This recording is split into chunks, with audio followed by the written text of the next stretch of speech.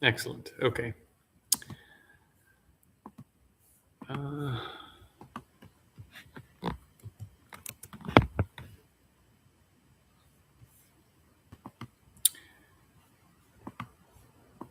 okay.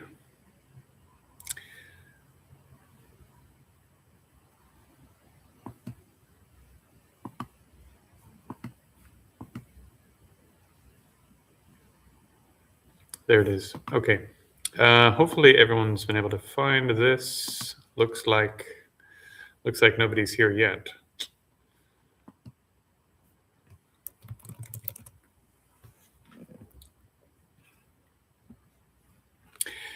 For those who are joining asynchronously, YouTube just had a thing where it said that I was live, but I wasn't, and then it said I wasn't, but I was.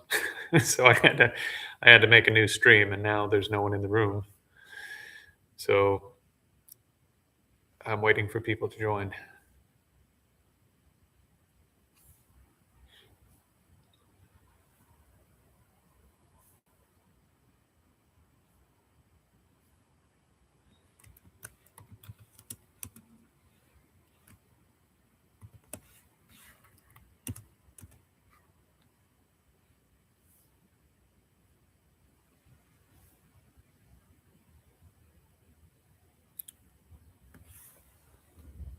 Okay, looks like people are joining in now. Sorry about that, technical difficulties. Right. So I'm going to jump right back in where we left off. Then we'll transition over to what we'll be doing the rest of the evening, which is the process of generating bodhicitta from beginning to end. Oh, good. Okay, here comes everybody. They're figuring it out.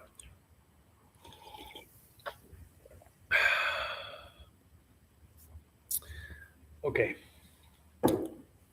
All right. I've got 3 in, so I think that's probably as good as it's going to get.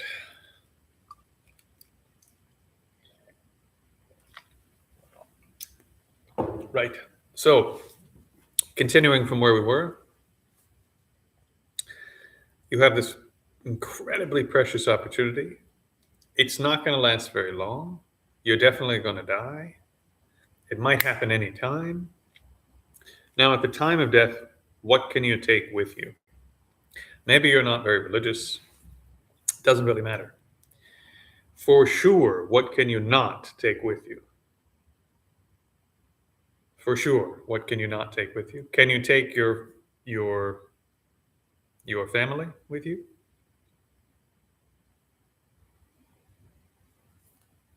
Probably not. Maybe. Can you take your wealth with you? Can you take even 1 penny with you? No, that's all staying here. Can you take your body with you? Probably not. What can you take?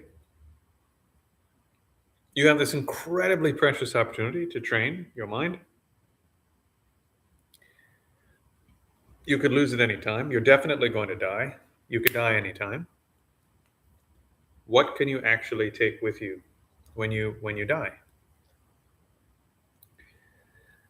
For sure, you can't take all of this physical stuff.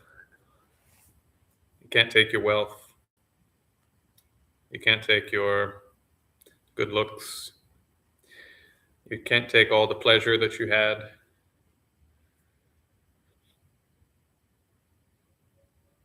Family and friends may or may not be reborn where you're reborn.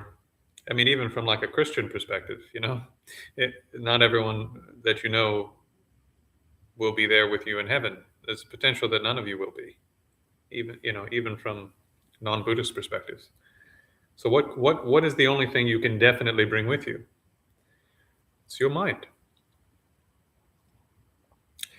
And even from non-Buddhist perspectives, if you look from an Abrahamic perspective, there are these funny little passages in the Christian tradition, for example, where they say that those who keep the commandments will be the first among those in heaven.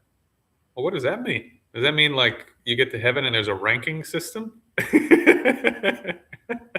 I thought we were in heaven. But joking aside, what you can take is your virtue. What you can take is your mind, and you can take your virtue. You can't take your human mind, that's going to go. But all of the predispositions that you have from doing virtue, from training the mind, these come along from a Buddhist standpoint in the form of karmic potential. But karma is such a weird word in the West. Really, it's sort of like your habits. Your habits, your drives can come along with you. That's why when you were born in this life, you had certain, as you got older, you naturally desired a certain sex, for example. You had natural sexual desire for certain types of beings and not other types of beings. You had, for some reason, you were attracted to green tea instead of black coffee. For some reason, you liked white wine instead of red wine. For some reason, right? You had all of these preferences that came with you. Really fascinating, really fascinating research. Dr. Ian Stevenson and his protege Jim Tucker at the University of Virginia have studied something like 5 or 6 thousand cases of children with past life memories. And they put these kids quite often through the ringer to make sure that there's no other way they could know the information that they know. One of their really interesting findings is that a lot of children that have past life memories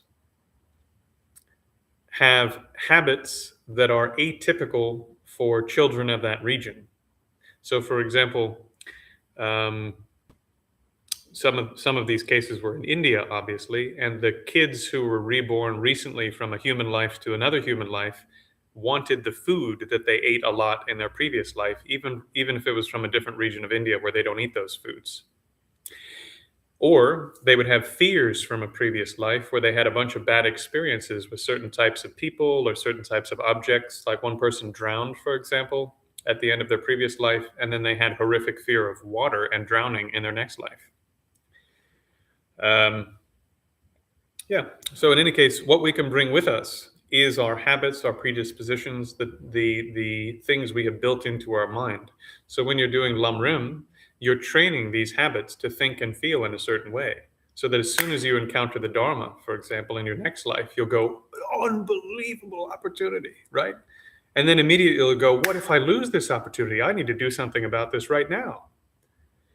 And then very quickly you'll understand the only thing I can take with me after this life, the only thing I can take with me after this life is what's in my mind. So that's what the priority has to be. Yes, I need to maintain the body so that I can do all these practices. And, I need to maintain my career so that I have the resources to engage in virtue. Teachings cost money. Housing costs money. Supporting, if you want to support 20 monks doing their monastic education to accumulate a lot of virtue for yourself, for example, that costs money. So you need a certain amount of money. So your work, as best you can, should be work that doesn't accumulate negative habits and negative karma. So, you don't want work where you're lying all the time. You don't want work where you're stealing. You don't want work where you're killing, right? So the Buddha said you need to have right livelihood. You see? So the only thing we can take with us for sure, if there's rebirth, is something inside, something consciousness, something to do with our virtue, our character, our predispositions, our habits inside, right? We're not going to take the outside stuff. So now think about this, put those in order again. Incredibly precious opportunity to train the mind. But we're going to die. For sure, we're going to die. Even the mountains crumble. Even the great masters pass away. So we're definitely going to die. And people die at any age. You can die in the crib. You can die as an old person. You can die healthy. You can die sick. Could happen anytime. Could happen anytime. It could happen anytime. And the only thing that matters at the time of death is practice. That's the only thing you can take.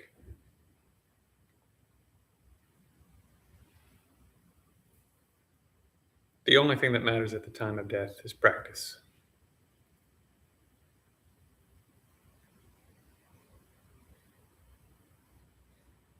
The only thing that's going to matter when you're on your deathbed is practice.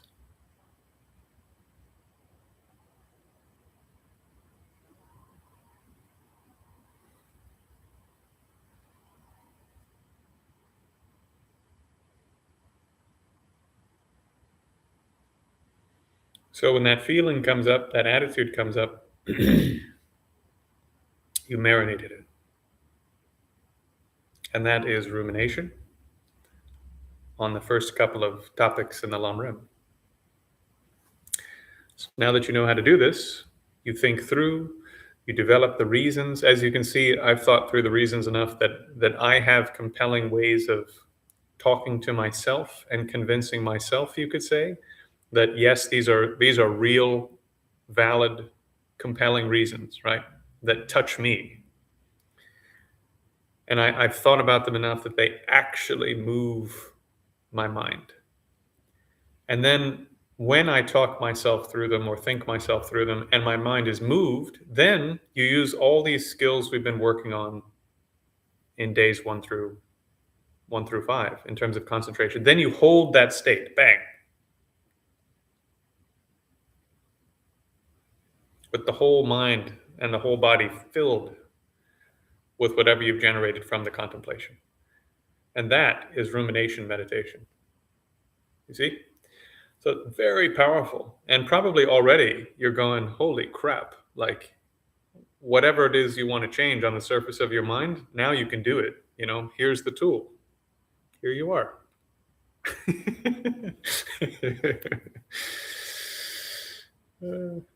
Okay.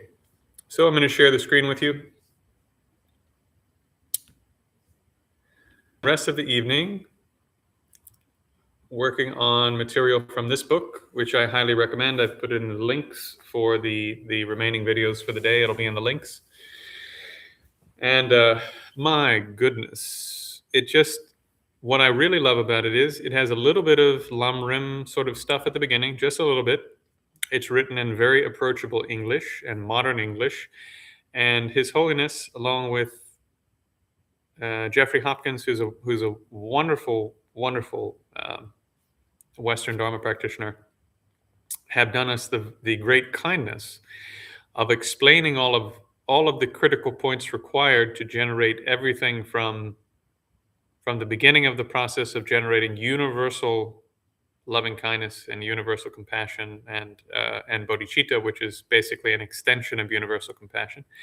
They've done us the great kindness of explaining all of that in such a way that you could meditate on it either from a full-on Buddhist worldview point of view, or set that aside and meditate on it basically from a secular point of view, up to a certain point. So incredible resource. I recommend this book all the time when people ask me about what books they should get. Also, if anger is your main problem, loving kindness and patience are the antidotes in Buddhist psychology.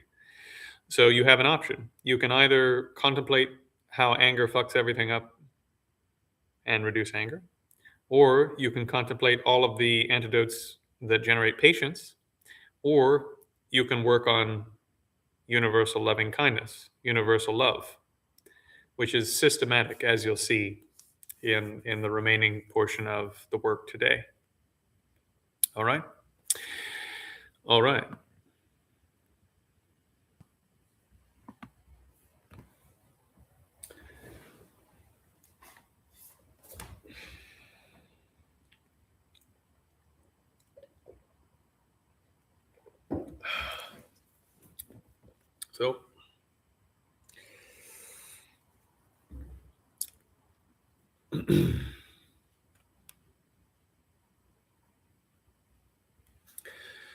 So just a few things to consider to set us up for the analysis overall. Okay. Well, before I do that, let's take maybe 2 minutes, drop into observation of consciousness, just to have one more fresh experience of what your mind is like in the absence of disturbing emotion. So just take a moment Make your mind like a mirror, choiceless, decisionless, intentionless awareness. Just become aware of the contents of mental consciousness.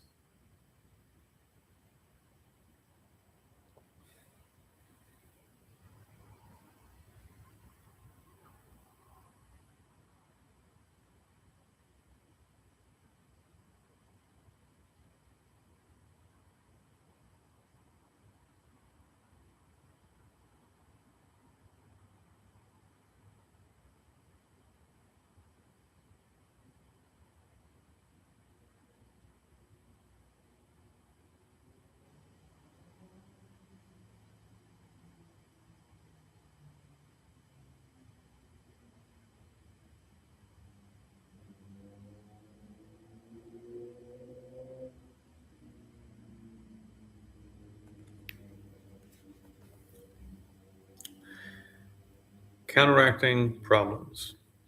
Now let us look at counterproductive emotions such as attachment, aversion, and jealousy. They all depend upon the initial mistaken belief that objects exist as independent entities, whereas in fact they do not. Through the force of such ignorance, all these other distressing emotions are generated. But, as we have seen, when we analyze whether this ignorance and its attendant problems are intrinsic to the nature of mind itself, we find that, as the Indian scholar yogi Dharmakirti says, the nature of mind is clear light. Defilements are superficial. So, in the same way that you just observed for the last several days, that your mind, when you get all the crap out of the way, is like space, blissful. It doesn't include these exaggerations of attachment and aversion and jealousy. Your sense of ego and a separate sense of self are massively reduced, right? So the scholar Yogi Dharmakirti says, the nature of mind is clear light, defilements are superficial. All of these disturbing emotions are actually superficial things that are happening on the surface of your awareness. They are not intrinsic, as you can now definitely say from personal experience. They're not intrinsic to the mind. The mind itself can occur or can exist without those there, which means they aren't intrinsic to it. If they were intrinsic, as you got closer to the fundamental nature of it, you'd get more angry. But instead, as you get closer to the fundamental nature of mind, you get less angry, which is an indication that anger is not part of the nature of the mind. It's just something occurring on the surface of it.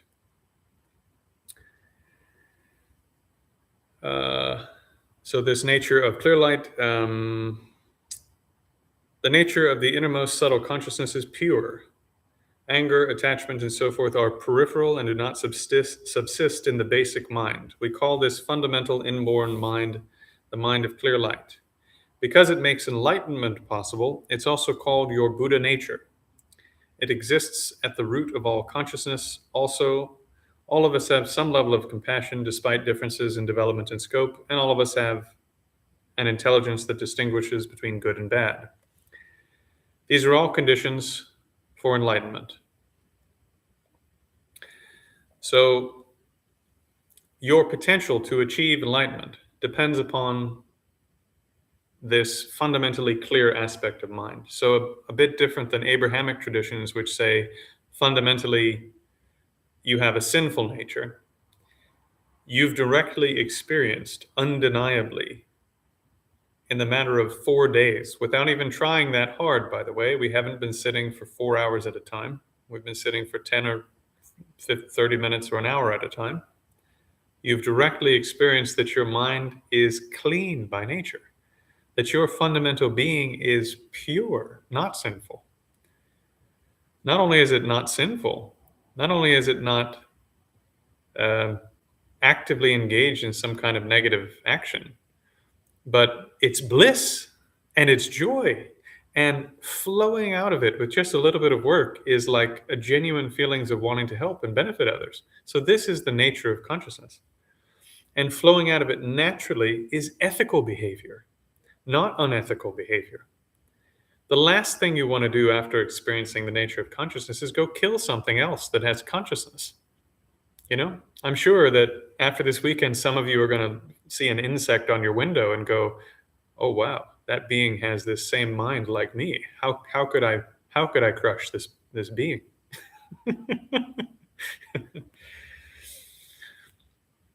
Because any being that has consciousness, the fundamental nature of their consciousness is just what you've experienced this weekend. It's the same. And that fundamental nature that's pure, ethical, good, blissful, very inclined to loving kindness and compassion, that fundamental nature is what we call Buddha nature. Because that same fundamental, pure, blissful, ethical, good, tending toward compassion nature will go from today all the way to Buddhahood, just as it is, without changing.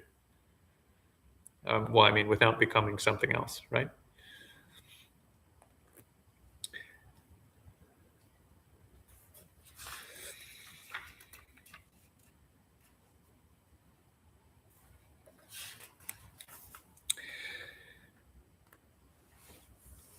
Our basic nature of mind is pure, naturally devoid of problems from the start. Within it, all pure and impure phenomenon appear as manifestations of its spontaneous nature. The unimpeded radiance of the mind is even called compassion because its effect is compassionate activities arisen out of its essentially pure entity and spontaneous nature. Pure from the start and endowed with spontaneous nature, this diamond mind is the basis of spiritual development. Even while generating a great many good and bad concepts, such as attachment, aversion, and ignorance, the diamond mind itself is free from the corruptions of these defilements like the sky throughout clouds. So the sky remains as it is. You could say the sky remains the blue sky or the black sky as it is, even as hurricanes pass through it, even as sunsets pass through it. The sky remains the same, right? And when you see sky in these texts, a lot of times actually what they're referring to is space, not just like the sky itself, but actually non-composed space, which is a bit of a discussion. Likewise, water may be extremely dirty, yet its nature remains clear. Similarly, no matter what afflictive emotions, what disturbing mental states, right? No matter what afflictive emotions are generated as the artifice of this diamond mind, and no matter how powerful they are, the basic mind itself remains unaffected by defilement, and it is good without beginning or end. So, your Buddha nature, your potential to attain enlightenment depends upon this fundamental nature of mind, which we have gotten as close to as we can probably for the weekend by meditating on consciousness itself, on the opening the consciousness gate. Yeah? And not only is your mind like that, but every ant in an anthill, their mind is like that. It's their fundamental, since they have awareness, the fundamental nature of awareness, of their mental consciousness, is exactly like that. Just like yours. Your pet dog, pet cat, they have sense consciousnesses. They're chasing after things that they exaggerate. They're running away from things that they exaggerate. They have ignorance. But the fundamental nature of their mental consciousness is just like yours. Pure. And no matter what you've done in your life, maybe you've hurt a lot of people, maybe you've stolen things, maybe you've committed sexual misconduct, maybe you've hurt a ton of people. But you've proved to yourself this weekend, when you open the visual sense gate, that consciousness is pure. When you open the auditory sense gate, that consciousness is pure. When you open the tactile sense gate, even if pain appears in that mirror-like awareness, that consciousness is pure. When you open the smell gate, pure. Taste, pure. As deeper you get into the consciousness gate, what do you find? What do you find there? Do you find all the crap that you think, all the guilt, all the regret, all the bullshit you did? Or do you find that it's unbelievably blissful, pure, perfect?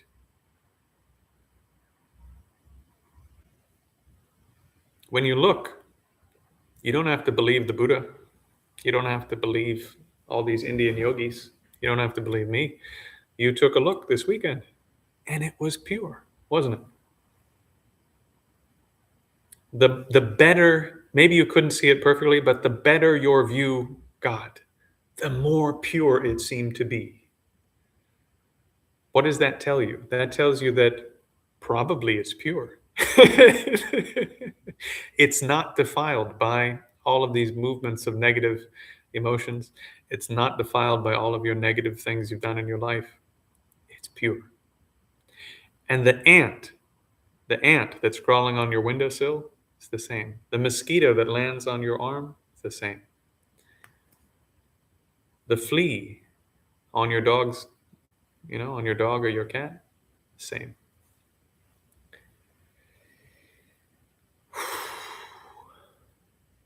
Right? I mean, that should hit you hard. It really should. And that mind goes from here to enlightenment. That perfectly pure nature that is inclined to compassion,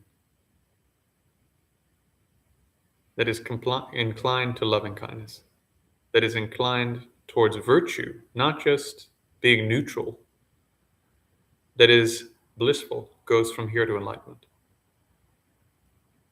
How incredible is that? And every single sentient being, even, I think this is hard to deny, even if you're taking like an Abrahamic perspective and you said, no, there really are beings in hell and it lasts forever. Even those beings in the lowest possible realm, if they have an awareness of something and they have a mind, their mind is like this. From Buddhist perspective, lower realms don't last forever. But even those beings in unbelievable pain of the lower realms, their minds like this. Even those beings overwhelmed by thirst and hunger in the hungry ghost realms, their minds are like this.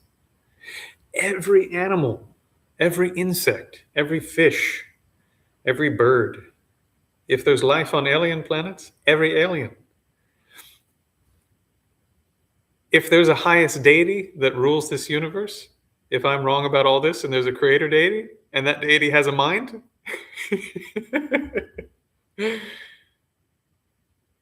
when you look at the description of a creator deity, all good, all peace, unchanging, all good, all peace, creative. What is this mind? Creative. It's giving rise to an entire universe of experience. And you know that from your own experience. I don't have to convince you. But the ant is giving rise to an entire universe of ant experience. And the hell being is giving rise to an entire universe of hell being experience. And the deities and other beings in the upper realms are giving rise to entire universes of deity, blissful, wonderful, playing around, drinking nectar experience. But fundamentally, all of these beings have the same exact Buddha nature. Okay? So just take a moment here, and over the break, and we'll take a moment to hold it, but then over the break also, just let yourself marinate on the fact that we're all completely equal in this regard. We're all completely equal in our Buddha nature. We're all completely equal in having this pure mind and this, therefore, the potential for perfect happiness. All of us have the same potential for perfect happiness. We all want the same perfect happiness. We all want the same freedom from suffering. We're exactly the same, whether we're a hell being, hungry ghost, an ant, a dog, a cat, a being in the heavenly realms, a human being, exactly the same. So we're going to take a break here. Marinate on that, and I'll see you at 6.